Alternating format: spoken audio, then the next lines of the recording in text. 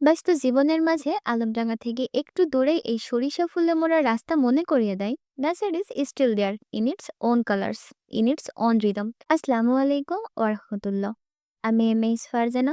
আলমডাঙ্গা শহর ছাড়িয়ে একটু দূরে গেলে চোখে পড়ে এক মনোমুগ্ধকর দৃশ্য। রাস্তার দুই পাশে বিস্তীর্ণ সরিষা ক্ষেত। এই মাঠটা মূলত বক্সিপুর ও মাজুর মাঠ নামেই পরিচিত। শীতের রোদে হলুদ সরিষা ফুলগুলো যেন প্রকৃতির আপন সাজে সেজেছে। দূর থেকে তাকালেই মনে হয় সবুজের বুকে হলুদের আঁচড় টেনে দিয়েছে কেউ নিপুণ হাতে।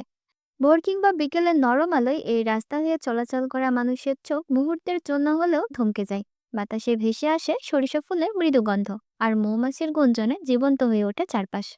পথচারী, সাইকেল আরোহী কিংবা মোটরসাইকেলে যাতায়াতকারীরা অনেকেই থেমে দাঁড়ান ছবি তুলতে, প্রকৃতির এই সৌন্দর্য ধরে রাখতে। স্থানীয় কৃষকদের কাছে এই সরিষা শুধু সৌন্দর্য নয়, অর্থনীতিরও গুরুত্বপূর্ণ অংশ। শীত মৌসুমে এই ফসল কৃষকের ঘরে আনে বাড়তি আয়, পাশাপাশি এলাকার দৃশ্যপটকে করে তোলে আরও আকর্ষণীয়।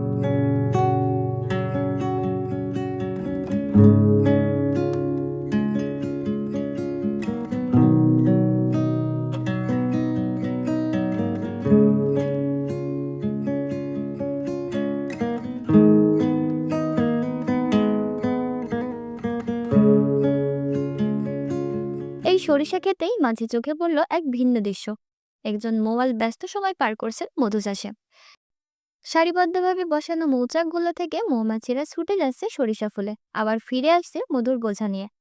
ফুলের মিষ্টি গন্ধ আর মৌমাছির গুঞ্জনে পুরো এলাকা হয়ে উঠেছে প্রাণবন্ত। স্থানীয় মৌয়াল জানান, সরিষা ফুলের মৌসুমি মধু সংগ্রহের সেরা সময়। এই সময় সংগৃহীত সরিষা ফুলের মধু স্বাদে ও গুণে আলাদা।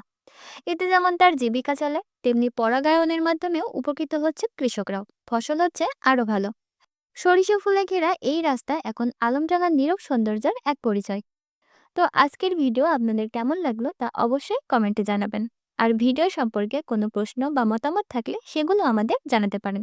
দেখা হবে নতুন কোনো ভিডিওতে, সে পর্যন্ত সবাই ভালো থাকবেন। আসসালামু আলাইকুম ওয়া রাহমাতুল্লাহ।